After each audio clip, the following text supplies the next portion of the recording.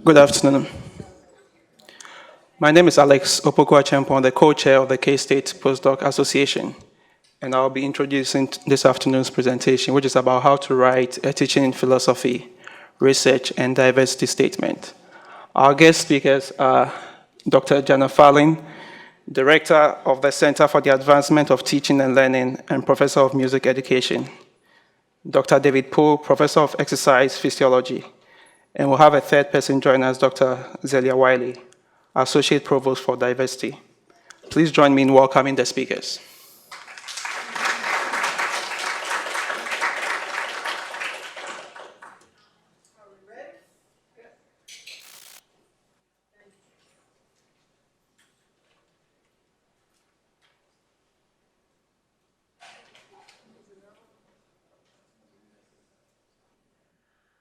We're honored to be with you today, and it's exciting to see all of you. Some of you I know, and some of you I don't know, but we are glad to be here to try to help you get jobs. That's what I want to do for you. Do you want a job when you get out of here? I figured you'd say yes. One of the things we're finding now is that people who are hiring, and I'm so glad you're on a postdoc, by the way. I wish we had more postdocs. I was just telling Dr. Poole that I wish we could do even more, because it is a real way to bridge the gap between your education in your dissertation, you're finishing your degree, and then the job market. And of course, you're doing it right now. You're learning a lot. But we are finding that people are asking when you when you send in an application, they're asking about your philosophy, your statement of what you believe. And I'm here to share with you some ways to make yours strong. If you took our course, education, it's called Principles of College Teaching, we talk a lot about philosophy.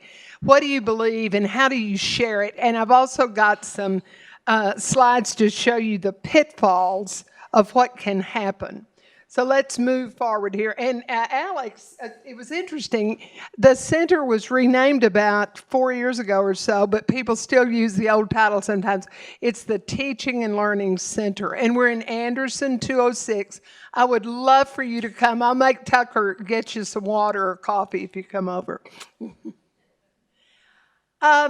Some people like to think of philosophies as three ways. In our course, we talk about it with 3 looks at your philosophy.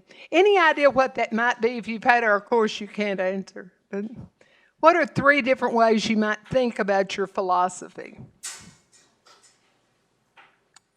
I should have made y'all move down front. You're so far back, you won't answer me. One of them, should I give it to you? David and I were just at things where it said give wait time. One of them is the philosophy for yourself. And you can write them about, this is what I believe. This is why I'm doing what I'm doing. This is what I think about teaching and learning. Now, I gave you that one. Any other ideas on what the other 2 might be? And what if you're wrong? Who cares? Give me an answer. Your students, yes, exactly. And there's one more. Your colleagues, it might be mentors, but colleagues. They should be different. Which is the shortest one? Students. Why should that be short, sweet, to the point? Just want them to learn. I couldn't hear it. You want them to learn. Well, you want them to learn, that's true. How much are they going to read? They're on your syllabus. Are they going to take hours to read your philosophy? Surely you know them well enough by now. No, they're interested in what's going to be on the test. They don't want to read your philosophy statement, so make it short. I would start, if I were writing one today, I would start with the one, my own, who I am. And I would write, and one of our colleagues says that he won't share his own philosophy with anybody because it's kind of radical what he believes, but he writes it down and thinks about it. And mine's not that radical, but it might be longer than the one for colleagues. Sometimes when you interview for a job, they're going to ask for a philosophy. So naturally, which one would be for the job interview? Duh. The one for colleagues. Everybody say that. Y'all, you must be, are y'all tired? Everybody say it's so quiet. Say colleagues. All right. And you've got a voice out there. I like it. It's also, you can think about what you liked when you were learning. And these slides come right out of our class, and Tucker told me it looked real good, and he did that because they're his. Thank you, Tucker, for making me look good. You can start with, what do you like as a learning experience? What's worked for you? And I'd like for you to just talk real fast. I don't have very much time. Talk real fast to your neighbor. When you were in a class and you liked it, what happened? Talk. Y'all make sure she talks to you. Everybody talk for 45 seconds. Go. See, you thought you were just going to sit here and be entertained. No. There you go. He'll talk to you. He's a good talker. Turn around there and make those girls talk to you.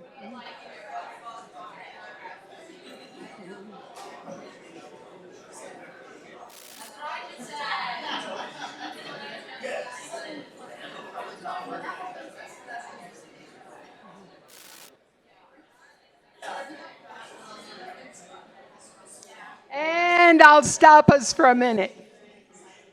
Did anybody out there say, I can't get them stopped? What does that mean? It's good. They want to talk. Did anybody out there say, oh, what I want is to sit in rows, let somebody talk at me about an hour and a half and I write notes? Did anybody say that? No. What do you like when you're learning? I'm seeing old friends. What's something you like? Interaction. You like to be interacting with your fellow students, interacting with your teachers, talking about the subject. Why do you like that?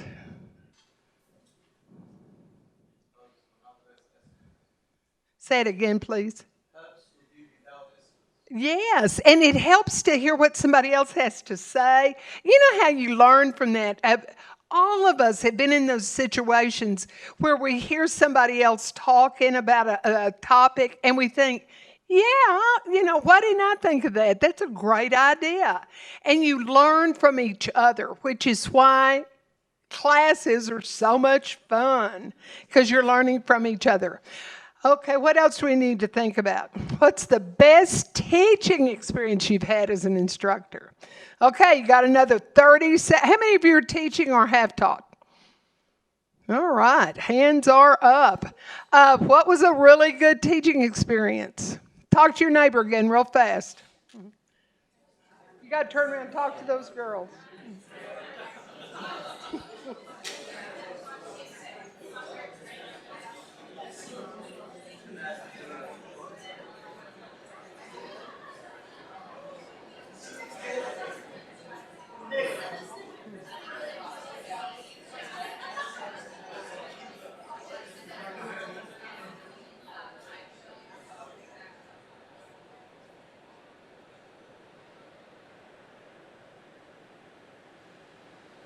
Back row, are you talking back there? Y'all talk.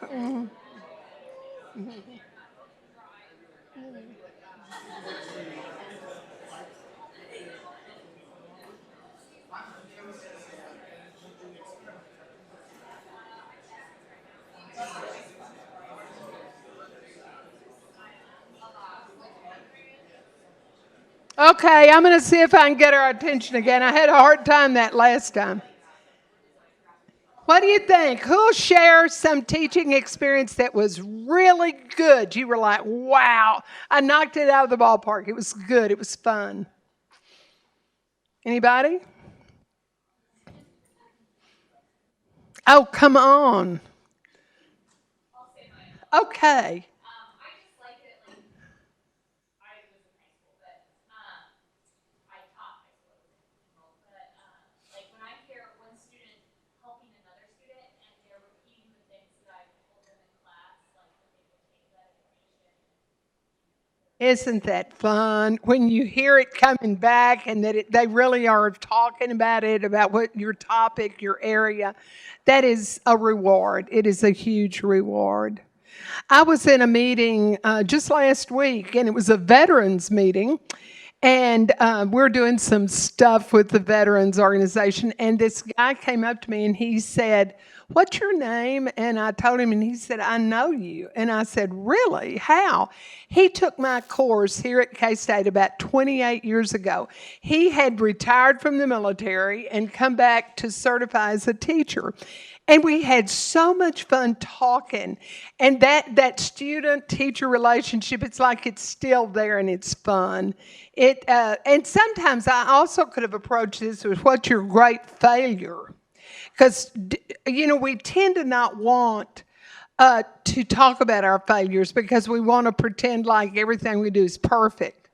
No, we're human and we make mistakes. But you can learn so much from your failures. And they're really not failures. It just didn't go as well as you wanted it to go. So you can kind of think about it and analyze it. Honestly, one of my research areas came out of that. I like to do creativity with children, and I was an elementary music teacher for 4 years before I went back to graduate school. And I loved getting them to think creatively, and the arts are creative, so it was fun. I thought they need to know it. The first time I tried something, new teacher, the fifth graders are running round and round and round the room, and I'm in the center thinking, what happened? Because they just couldn't do it, and they went wild. And most people go, "I'll never do that again." But I thought, this is important. How do I get it to work? And so I kept refining my ways. I had left it too open-ended. If you really want somebody to think creatively, if you'll put barriers, they are more likely. You can only go from here to here, and they're more likely to experiment. I was saying you can do anything. You can make any kind of music. It's too broad, and they can't do it. So I learned a lot, and that was one of my research areas was children and creativity, and I got it from a mistake. So don't worry if you do have problems. Oh man, there are places to learn. Okay, your philosophy. What are you trying to achieve with your teaching? What do you want to do? Anybody just have a thought right off the top of their head? We've done a lot of kind of sharing. Anybody just, here's what I want to do with my teaching. Inspire passion. Great statement. Boy, would that be a good statement on her teaching philosophy. I want to inspire passion about. Now, can you just say that and let it go at that point? You've got to tell us how you plan on inspiring passion in your teaching. And it's a great statement, but if you just let it go with just, "I want to be a great teacher." Well, everybody wants to be a great teacher. How are you going to do it? And that you have to kind of think, did y'all get that handout? You got that handout. This is a good start for you. Did we get them all out? Oh, no. I'll have to get you one. I'm sorry. But it's a way to kind of think about how do you write a teaching philosophy. I just saw somebody sharing back there. How nice. One of the ways to do it is to ask yourself these questions. What do I want to be like? What have I enjoyed as a teacher? How do I want to get things going? What do I want my students to do? Anybody else? That's a hard one to follow. Now everybody's going to go, "Oh my gosh, hers was so good, I'll never say it."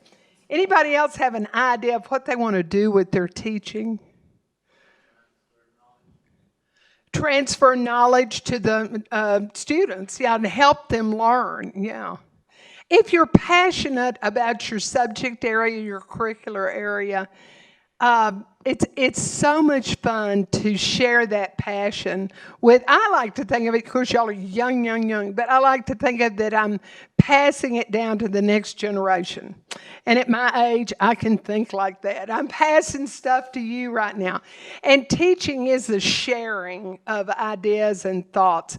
What I really want you to get is how to write this thing, because I guarantee You're going to get this question on a job application. One thing you need to remember, there's some problems. Let's look at those.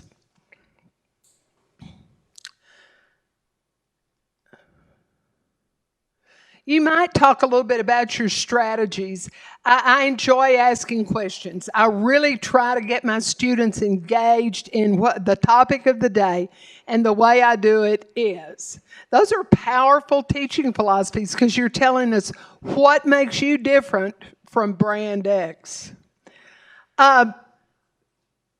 This is from our class that we make them sit down and fill that thing out.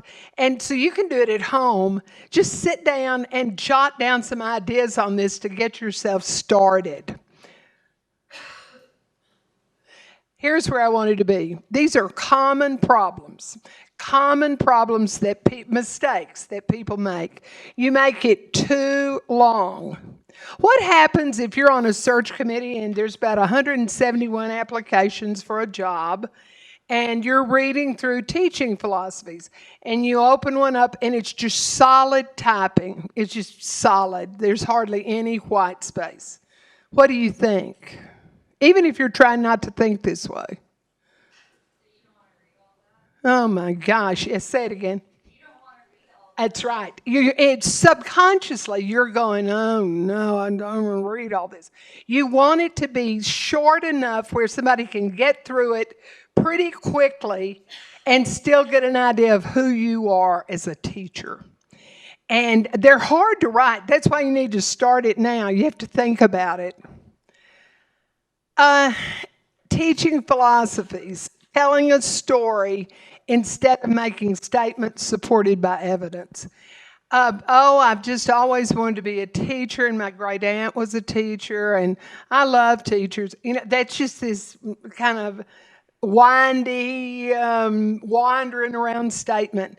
Make these great statements like, I have passion about my topic, and I want to share it with my students, and then tell how you did it, how you want to do it.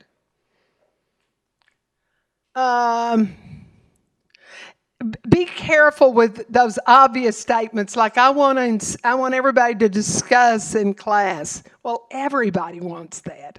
How are you going to be different? Because your goal, you want to be honest about your philosophy, but you also want to get out of that pile of 171 applications. I keep using that number because that's how many applied for the job I got when I moved to K-State 30 years ago. There were 171 applications for that job. Isn't that amazing, y'all? And you want to get out of that stack, that tall stack. You want to get into we want to take a look. My husband says you want to get into the phone interview stack because that's the next thing they usually do is a phone interview. Don't talk to the philosophy statement for a job application like you would students. They're not going to be your students. They're going to be your colleagues. So think like that. Oh, this is a good one. And this happens a lot with women. We're overly humble. Well, I just can't believe I've had this opportunity. And oh my goodness, I never expected it. Don't go that way. And this happens more with women than men. Statements, here's what I believe, here's what I want to do, and here's how I'm going to do it. And be confident.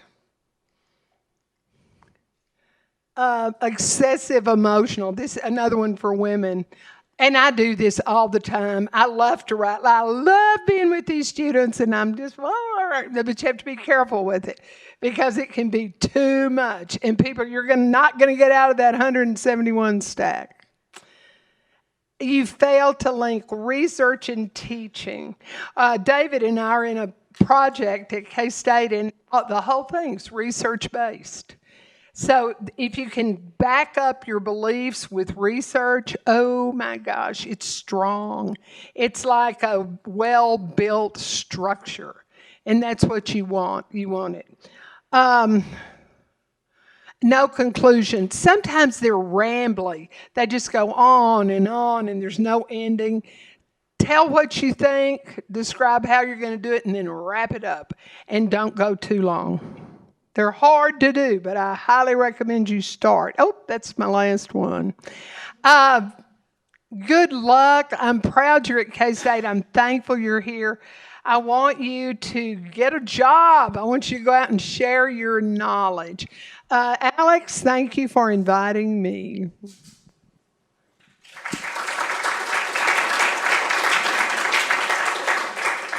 I bet David Pool's up next.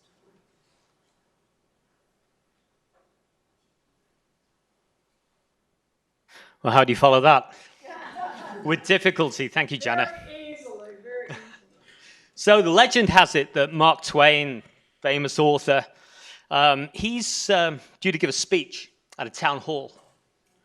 And on the coach on the way there is the mayor of the local town. And Mark Twain's got this massive reputation as an orator.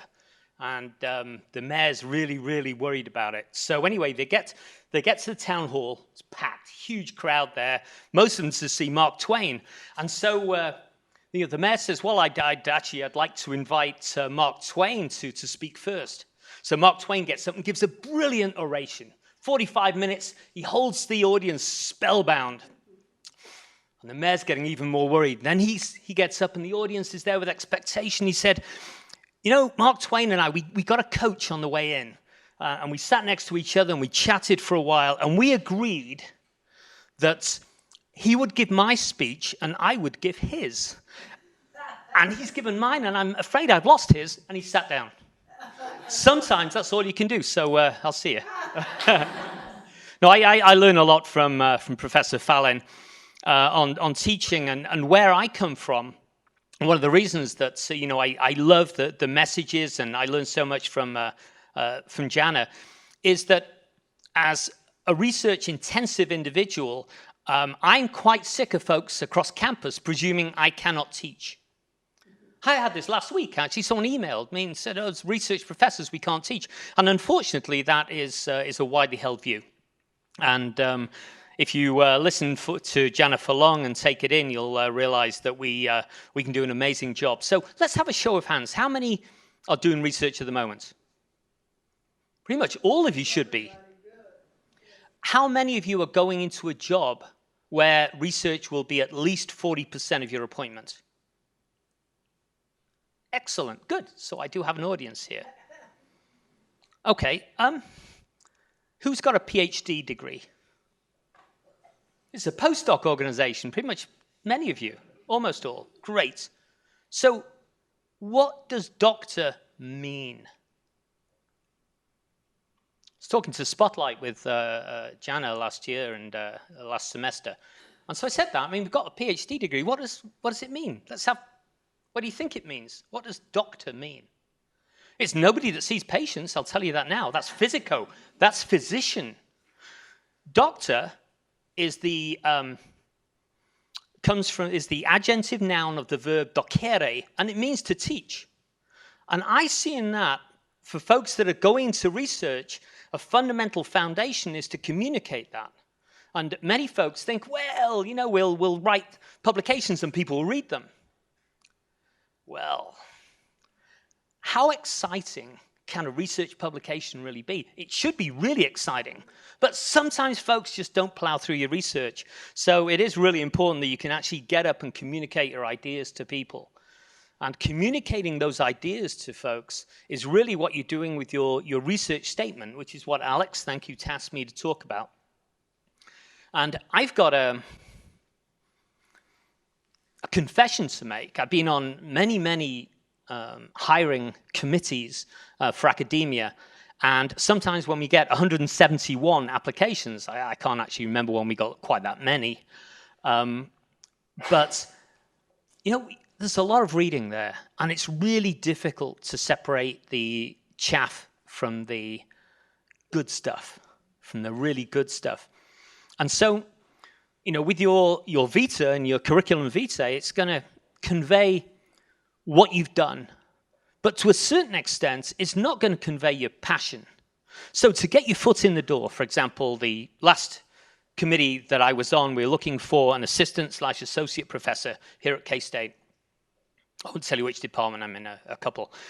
But literally, what we're looking for is somebody with, some solid research. They've got a focused research plan. They've been successful winning some funds so they can fund themselves. We're not looking for folks that are going to make money for the university. That's an administrator's job. But we want to make sure that they've got a focused area of research that has the potential of wings, that can go somewhere.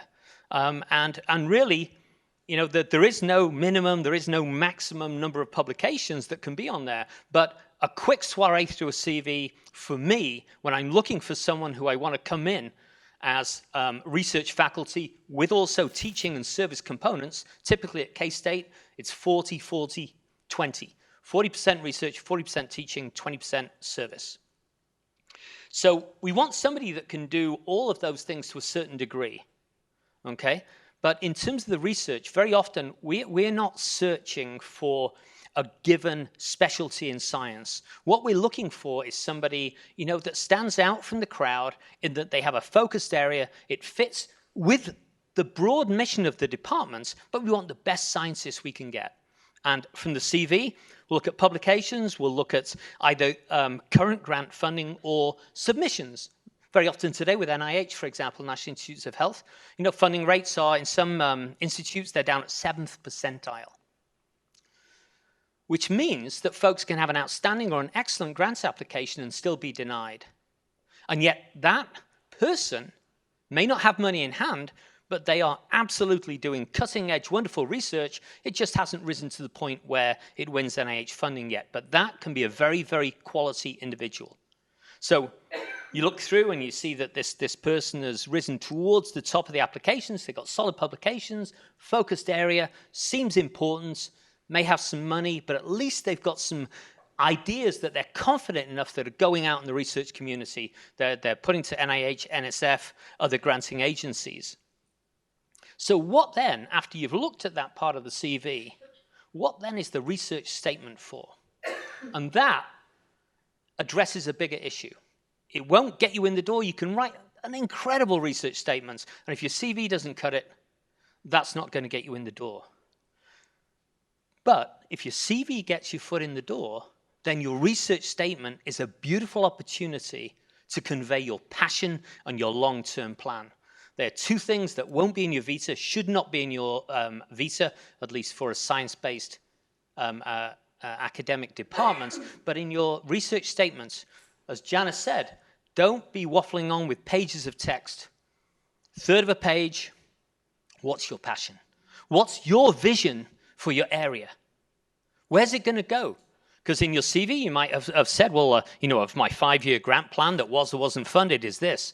But they want to know beyond that, because you are going to be a faculty colleague. If the search is successful, they select you, you win tenure, because if a search brings somebody in and they don't win tenure, then you've wasted a lot of time, effort, hopes, and everything else. You failed as a committee very often. So what you're now looking for is somebody who has legs scientifically, who seems to have enough interest and passion and expertise to carry the day. So you've got your statement there, and I'll go a bit more into that research statement in a moment. When you arrive on campus and you get for your interview, so they'll interview maybe 3, maybe 4 people from the pool of however many were there. What is the main thing that they're going to look for when you come into campus? They're now convinced that you're an upper echelon scientific candidate for the position, but what are they looking for when you go through? And it seems like interminable. It's a couple of days sometimes. You can have half-hour meetings with all these different people. What are they looking for? Anyone? Anyone? What is the number one thing that they're looking for once you get on campus and get that interview?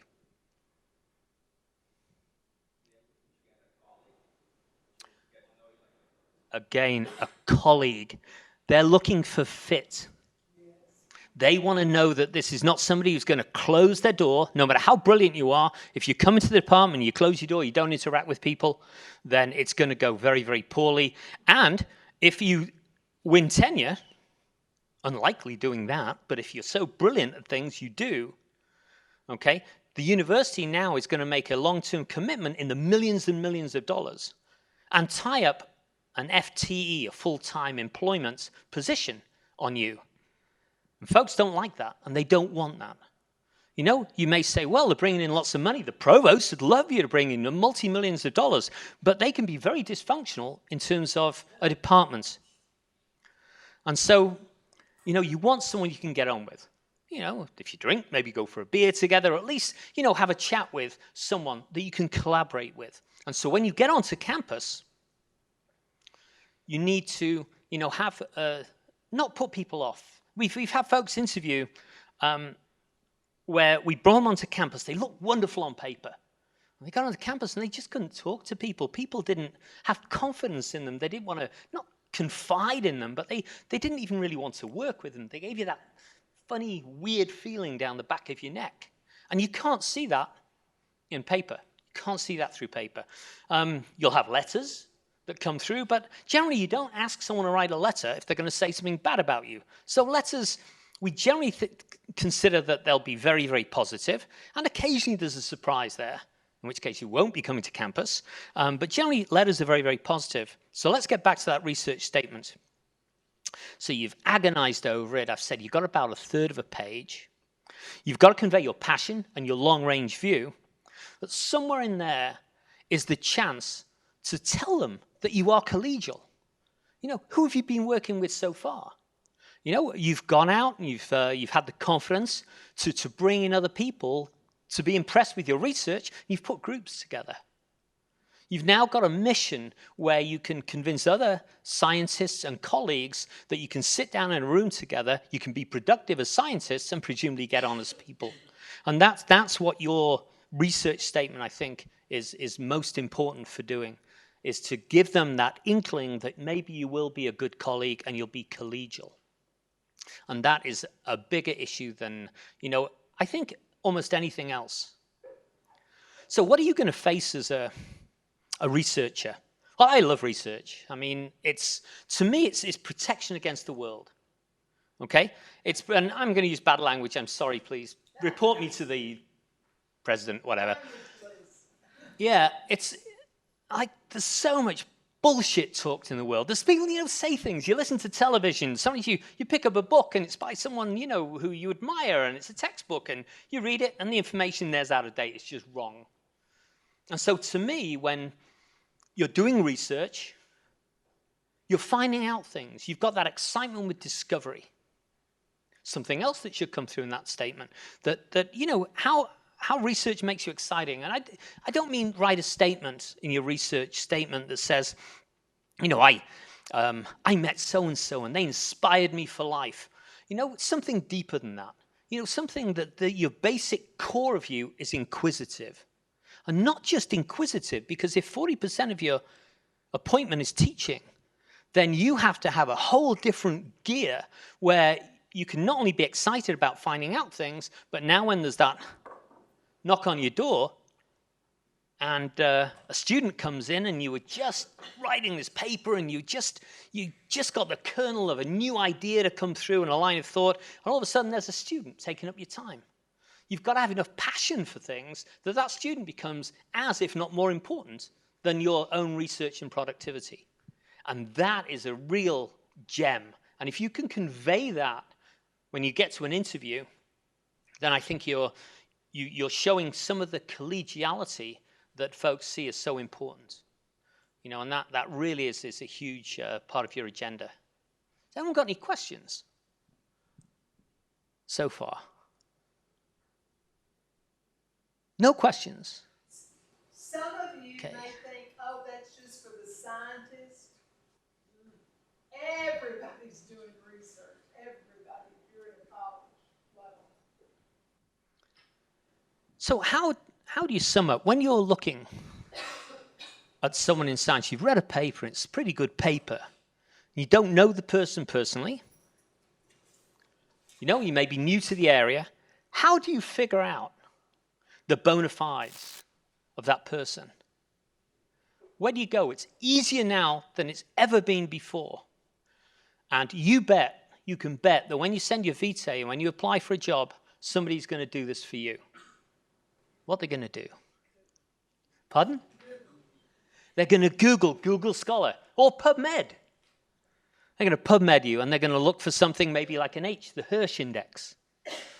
And they're going to see if not only what you've done, but if people are writing about you. You know, how into the field are you? And you might say, well, I just got finished with my postdoc.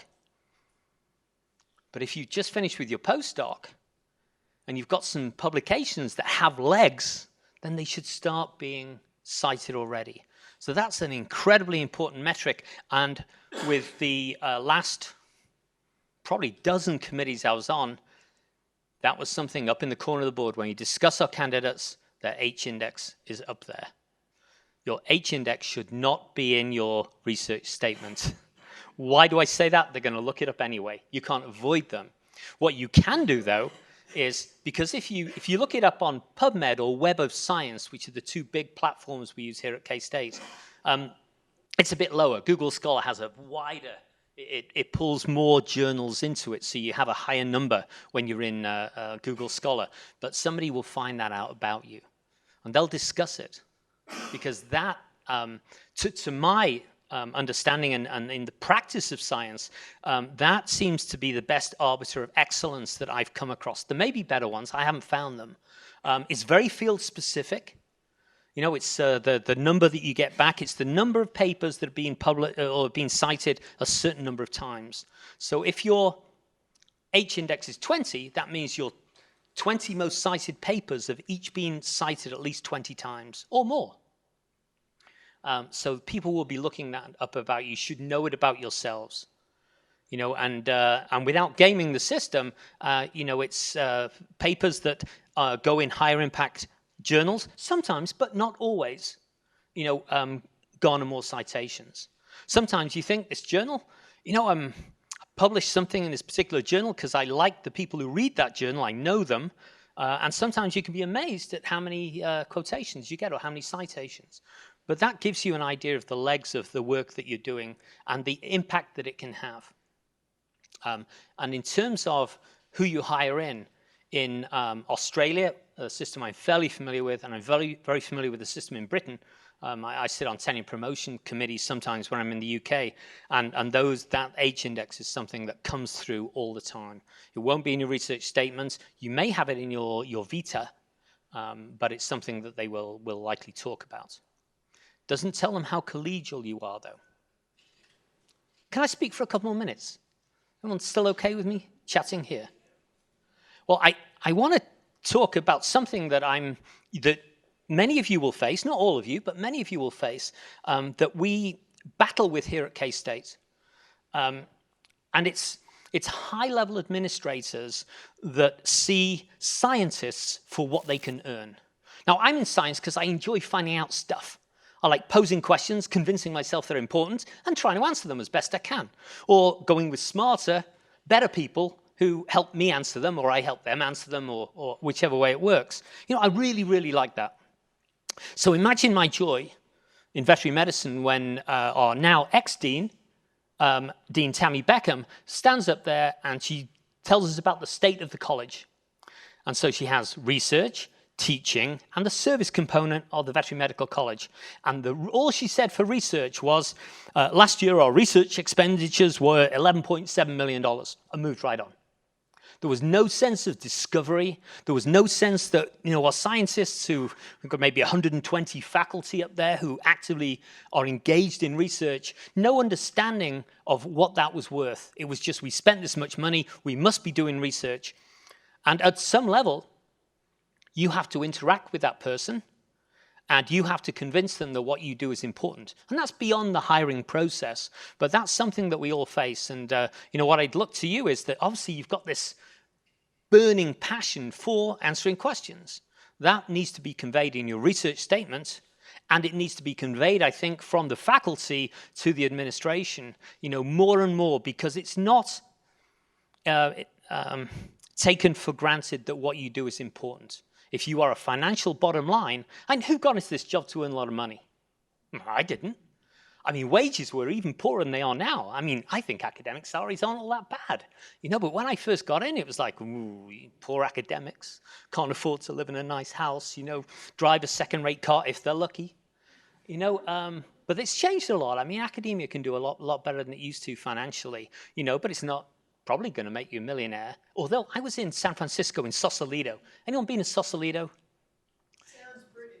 It's just across the bay. It's from San Francisco proper, and it's these multi-million-dollar houses and everything else. And I normally, when I go to San Francisco, I go down to Pier 43 around that area, and I rent a bicycle with my friends, and we cycle over the Golden Gate Bridge. Lovely thing to do in an afternoon. We get to Sausalito, and there's some lovely pubs there, so we have a couple of beers maybe. And when you rent the bicycle, part of the package is that you get a ticket for the ferry coming back. You can put your bike on the ferry and come back across. And you always think it'd be nice to cycle back over the bridge, but you have a couple of beers, you look back, you're going uphill onto the bridge. So we always get the ferry back. But we're cycling into this main road in Sausalito, which is only a couple of lanes wide, and parked right in the middle, illegally, in the middle of the road, is a Porsche Carrera 911, about a $200,000 car, souped up to the max. And the license plate said research. Probably a startup company, not a faculty member, but I thought that's a step in the right direction. That's really, really nice. Or maybe you found something, got a patent on it, managed to keep a bit more of the money than the university would have liked them to keep, and did very well indeed. So, I'm hopeful that this the trend for salaries and things will continue.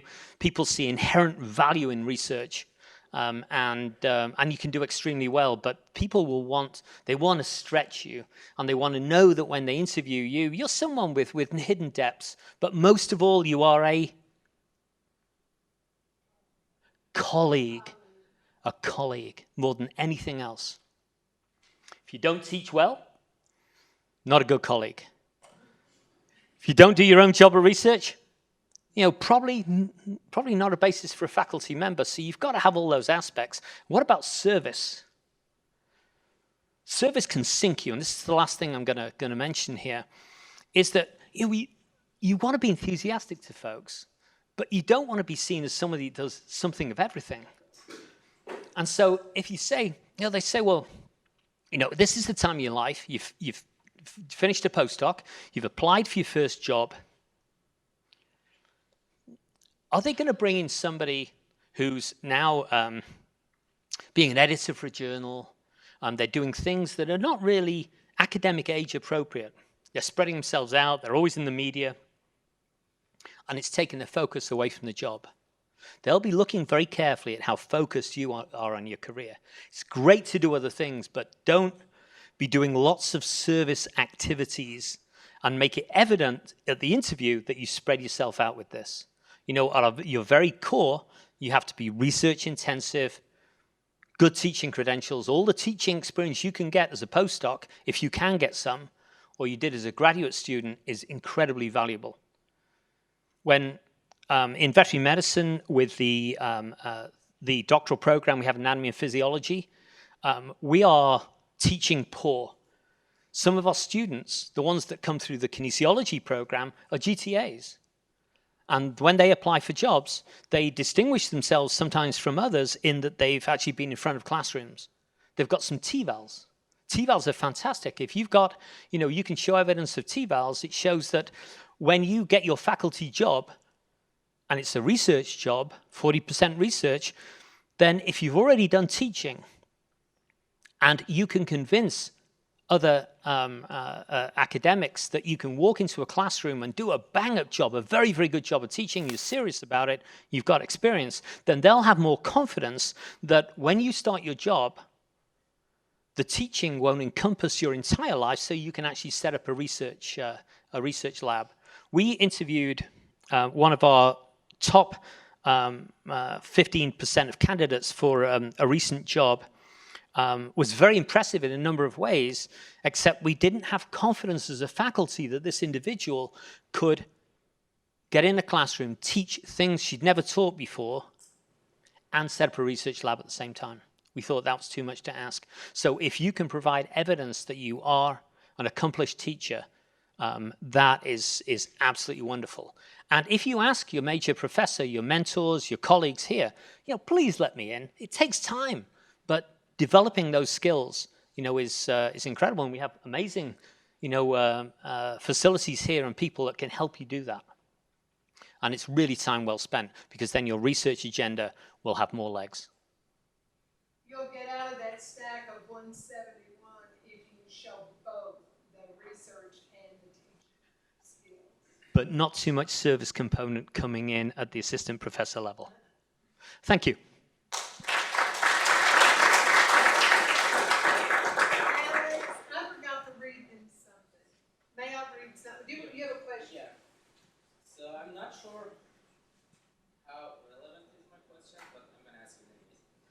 So, how broadly you look when you want to hire someone, like as a faculty member, how broadly you look at like their perspective of life, or how like psychologically they know themselves, because when you say, for example, I'm passionate about teaching, okay, it means that, well, at the very first glance it seems so interesting, but the thing is, maybe you're passionate about power, which is not necessarily bad. But I remember I was reading a book a couple of years ago which was about how critical this position is, because from now on you're gonna probably order, like you're gonna tell your student to what to do or what not to do. So it's gonna develop the kind of dictatorship over the course of the years, which you may not be even aware of, right? So do you use like any psychologist when you wanna hire someone, or do you even look at this aspect? Because you're gonna attract so many people. Like my personal experience is that, I'm sorry, I'm talking too much, but the main reason I'm doing my PhD here is my advisor. She's a great person in terms of personality, and that's how. Who is he? Dr. Trisha Moore in Biag Engineering. So I think this is an important aspect. So I want to know how much you work on this area. Okay, I'm going to rephrase that and tell me if I'm doing a reasonable job for you.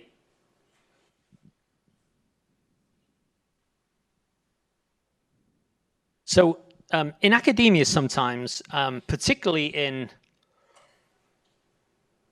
sheltered universities, we're not particularly sheltered here, but in smaller universities sometimes, folks can literally close the door, become a god unto themselves. They're in an ivory tower, and they will brook absolutely no threatening dialogue, no debate, no discussion. They are the professor.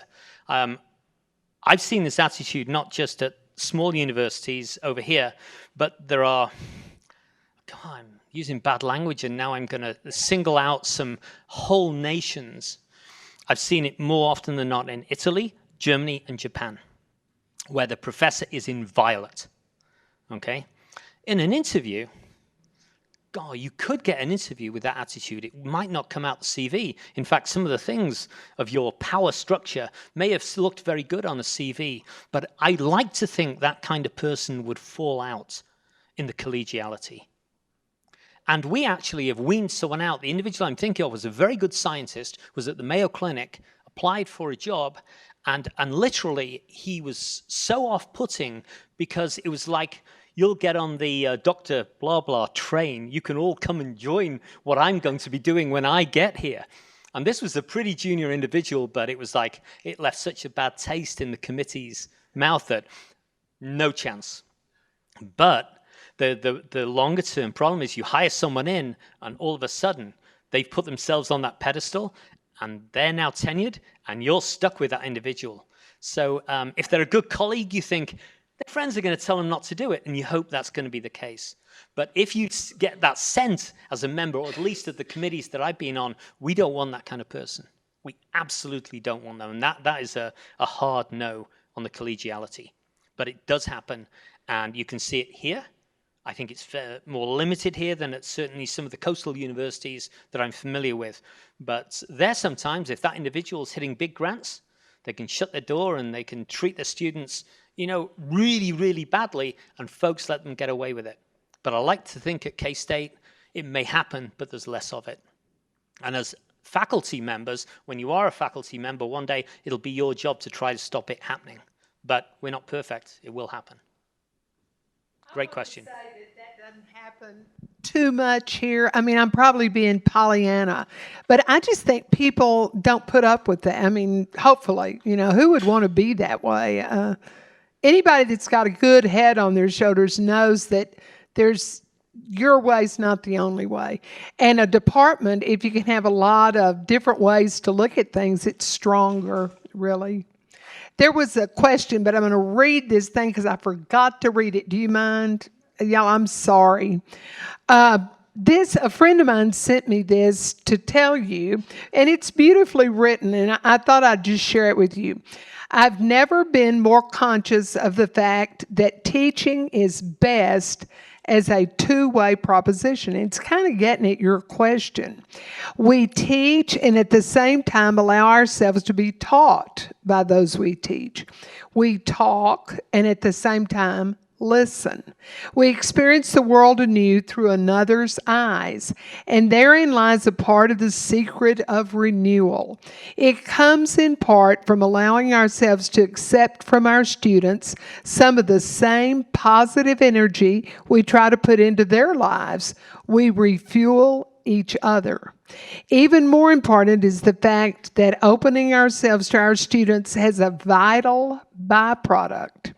The better we know our students and their environments and the pressures under which they operate outside the school walls, the more completely we understand the ways they react to real situations in the real world, the better able we are to select appropriate vehicles and experiences for meeting their educational needs. This is a good part. We get recharged and simultaneously we plot new teaching strategies. And as we watch them react to those strategies that work, we get recharged again. Everything comes full circle. And if you're dealing with somebody that you were describing, this will never happen. It'll never happen. And you want that. You want to be feeding each other, helping each other. That's when it's fun.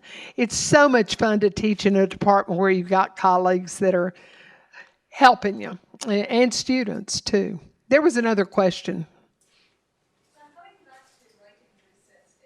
Just a minute. We can't hear you. Alex has you.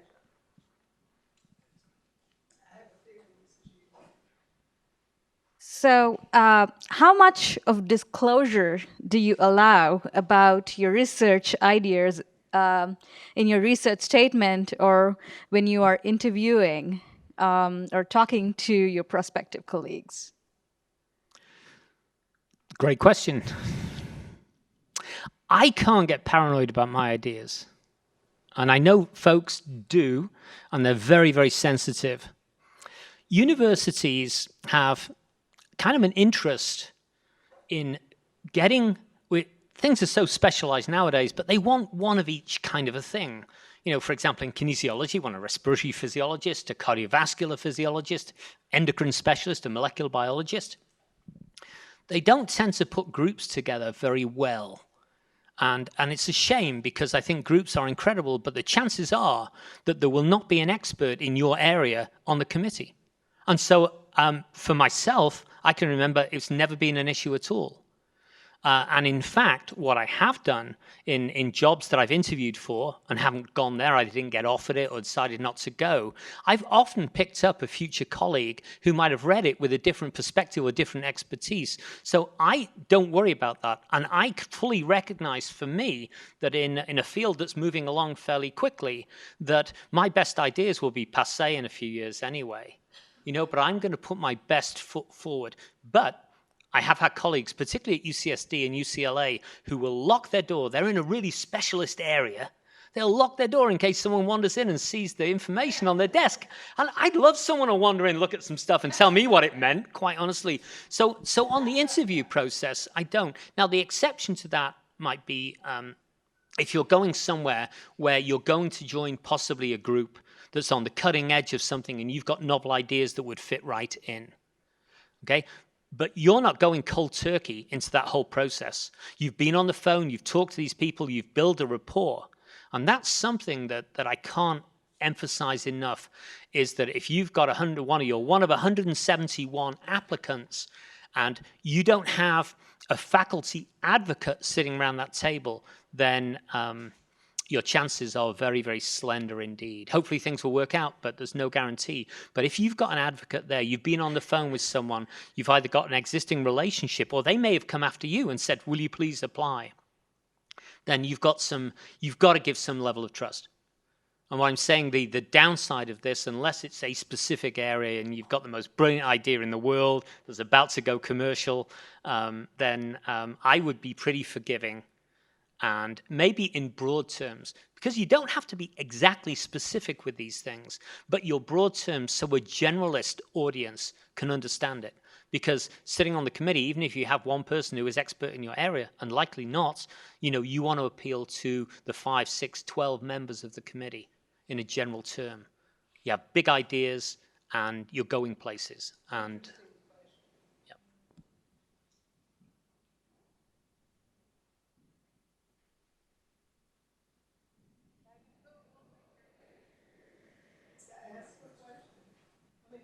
are they getting rid of me? He'll be on campus, but he won't be with them when they're interviewing. Yeah, I'm from your talk, I understand that actually the age index might be very important. I have two questions, I'm sorry, this is the first one. So the age index actually can be pretty important for the applicants, basically. So my question is basically this, when you actually hire somebody, do you index the applicants according to their age indexes, basically? Or for example, in a real life situation, applicant having an age index of 5, whereas there are applicants, 5, 6 applicants, they have age indexes of 15, 16. Is the applicant with the age index 5, has any chance to get hired? Yeah, absolutely, but they will need something a little shinier in some other area. So if they're up against those, we don't, and I've never been a part of a process where there's a cutoff on an H index. It's like, okay, this individual's out there, they're getting cited, but there's so many things that come in to the evaluation itself. If you get the interview, and for example, if 2 applicants are equal in every other regard, but one's got a higher H index, the chances of that person getting an interview is higher. Yes. Does it cut the other person out? Absolutely not. But there may be some other features of that person that can help buck them up. They can have more teaching experience, for example. The area they're in can be seen as more marketable with better legs, can go further into the future. It may be an area that they're in that has more suitability for the campus and the university position. So it isn't absolutely, I wouldn't say it's a cutoff in any manner, shape, or form, but it is another arbiter of excellence that is used with a cluster of attributes that help a person get noticed. I want to jump in. Recruitment is huge now because everybody's trying to get students. And so if you've got a candidate that is going to speak well to incoming students, they're going to go out and draw people to the university, that's a marketable thing. And things like that happen in interviews too. And it's so much fun to be part of a department where you do fit and you work together. They're looking for that. There's all kinds of things they look at beyond just an index.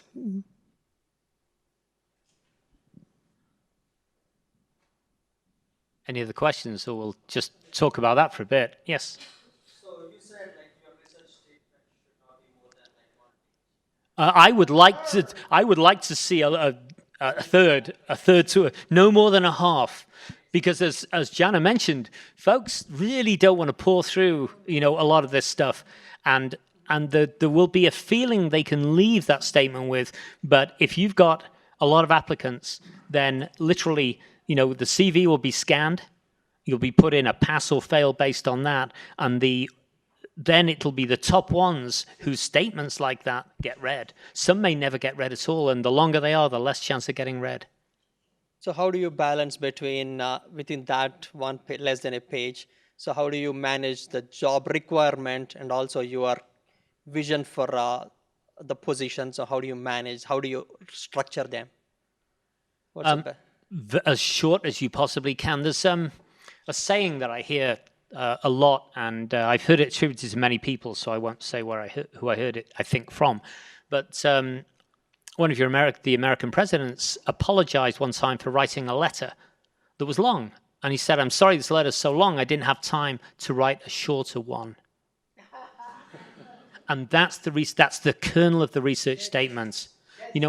Encapsulate things, because remember, your vision of things may be very different from their vision of things. You've got a vision for yourself, but until you come for the interview, your vision of their department is uninformed and is probably dodgy ground.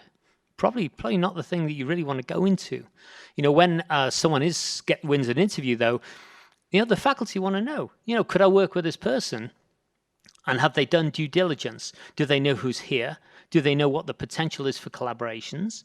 Can they enrich the department with those kind of collaborations? And the sentiment of that, your willingness to collaborate, can come through in your research statement. But getting into specifics about that, probably not the time or the place, and certainly not the room. Does that help? Yep. I want to invite him to Spotlight, David. David was on our Spotlight last year. How many of you have been to Spotlight? Anybody? A few have. Good. I want you to come. We bring in the finest teachers on this campus, and you know what we do to them? We give them 6 minutes, and they have to condense their ideas, and then we put them on stage in Forum Hall and put a bright light in their face and tell them to speak to us. But it is so much fun. You will learn all kinds of things. It's free. There's a beautiful buffet. You must come. It's March 6th this year. Put it on your calendars and show up. You have to register so we'll have enough food. But come. I want you to see it. It's people like David that you're just watching and you go, oh my gosh. And you get ideas. You get ideas about what you want to do with your career. So please come. It's such a fun evening, isn't it, David? It is, and fabulous food too. It is. And, anyway, we do want you to come. I'm proud of this bunch. I'm proud y'all are K-State postdocs. Good questions, and I don't know where Alex is. I think one of his speakers was in Wichita and was trying to get back, but I don't know if she's going to make it. Yes. I just have a question about what you were saying, trying to convince people in charge of academics that research is important, and it's not just the dollars that we're bringing in, but it's the findings and the discoveries that we're making.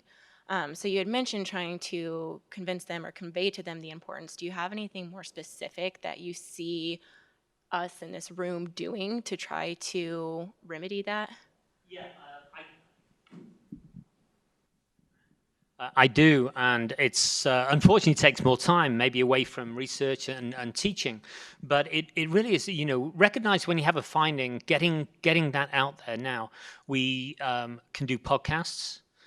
We can go and approach the media and try and excite them. Now, it's a double-edged sword with the media. It takes time. They sometimes are looking for a big headline. My phone will ring. It'll be sometimes Red Book magazine or something. They've heard that some of our work, is on antioxidants, and they cause these bad effects and whatever. And they've already written an article, and they just want my endorsement. That can be really, really bad. But if you get on the good side of that, if you can, make sure they don't say something you don't want and demand final approval, sometimes you can get out in these big media outlets. And then sometimes you see the provost reads Red Book magazine, and there's one of their faculty. And then that makes a difference. So, it's being open to, letting the public know, not just that I found this out and it's really cool, I've answered a question that was close to my heart, but what are the societal implications and as they may relate to the university. And there used to be a dean at the University of Davis in California, and his name was Benny Osborne.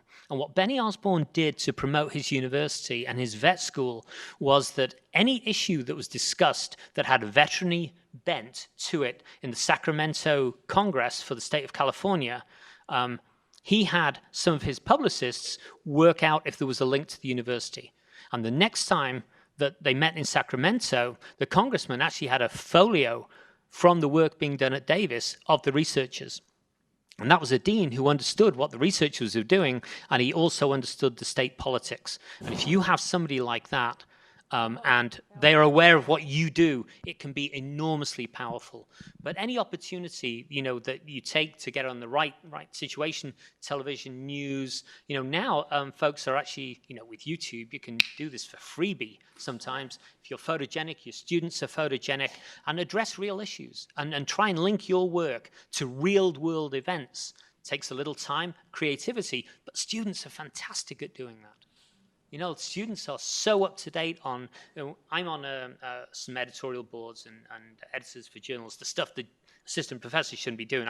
I do a lot of that stuff.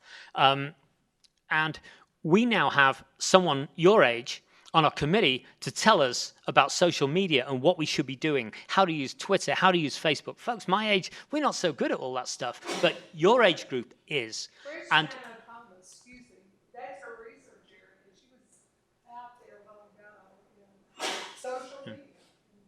But now through YouTube, if you put it together correctly in very few minutes with the technology you have, you can reach people that academics used to be only able to dream of doing through the publications. So you can create your own platform, and it's worth spending the time sometimes to do that. If you don't have a story, don't glitz up nothing. I mean, that makes you as bad as a politician sometimes. But that kind of approach is really, really worth doing. And I know here, be it good or bad, but sometimes the president of the university, sees an article or something where K-State researchers mentioned, and it's never, unless it's, yes, I won't say it's never bad for them. It's usually very, very good, though. Very good. Any more questions?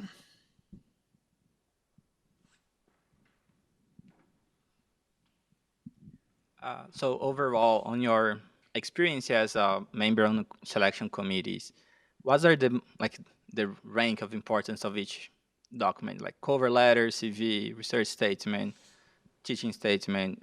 Which ones get which one they are actually reading? Which ones they're gonna read if I move to the next CV. file? CV. The cover Yep. letter, like this. Cover letter, no. Yeah. No. With 100 cover letters, I mean, it's the CV. CV gets you to the next level. David, does it bother you though, if you're on a committee and it's obvious that the cover letter was just Xerox off or whatever? Answer honestly. Yeah, if you look for it, yes. Yeah, a sloppy CV with typos in it, or a cover letter that, yes, they spent no time and effort. But the time and effort that someone has vested in you, when that person, if you get an interview and you come on campus, if you don't know who the people in the department are, it's very, very bad. So ahead of you actually applying somewhere, the reason you're applying somewhere should be who's there, what's attracting you about that. But there's a segue, if I can just go to one side of this issue for a moment. I read a little blue book, and I can't remember the author, but when I started applying for jobs when I was a postdoc at UCSD, and it was all about your first faculty job, and it's about 50 pages thick, and it was the most depressing thing I can think of. It went through the kinds of department heads, egomaniac, megalomaniac, psychopath, and the fourth choice was the altruist. That's the one you want, but there's so few of them out there. So it was really depressing to read, but then it said, you've got your first job offer. What do? It said, you should recognize the fact they're offering you this job is because you are the person they can get the cheapest who can do the bare minimum they need for this job. And that was a really humbling to read that. You don't want to be going for that job.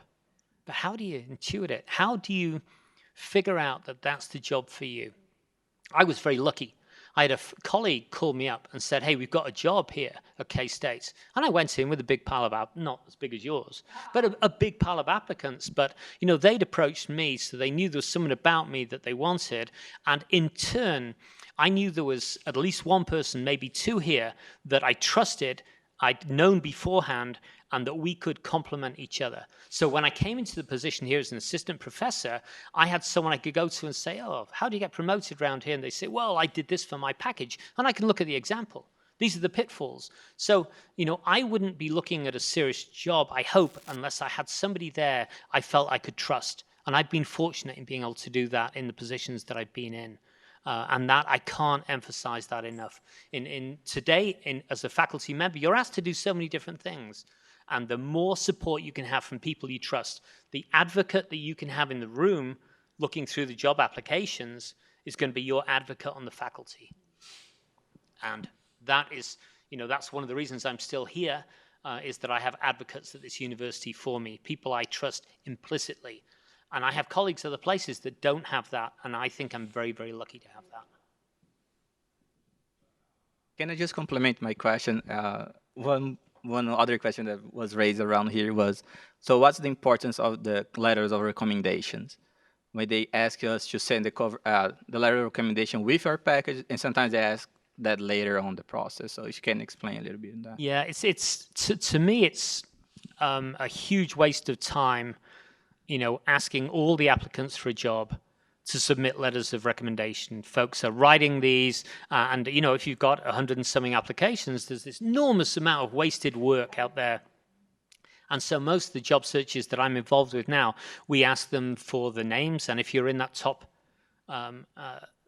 few that we're considering bringing to campus, then we ask for the letters of recommendation. But generally, it's ones the applicant has actually asked, has requested that we ask. We're not allowed legally to call somebody else at the institution and say, what do you think about this person? Can't do that. We're not allowed to let them know they're looking for a job at the university. So I would say letters should be part of a great package, but generally I read these letters and they're just saying great things about people. And so we assume the letters are not going to be judgmental other than to laud that person. And so they've fallen to a lower level. Unless, again, someone on the search committee or someone at the university knows the person that's writing the letter and say, whoa, they wouldn't, Dr. Blah Blah would never say these nice things about someone unless he meant them. Then it goes to a slightly higher level. But the letters, not like they used to be. Get a bad one, though, and it'll take you out. But a really good one. Although I was on a job search for anatomy and physiology faculty member, and we'd got the top 8 or 9. We'd requested the letters, and out of those, I must have read 40 to 50 of them. There was one that was stunning, that I actually have it in my office now, the letter. It was so much better than the others. And if you have someone that can write an incredible letter like that, just unbelievable, it will stand out, but it takes massive upper echelon thinking.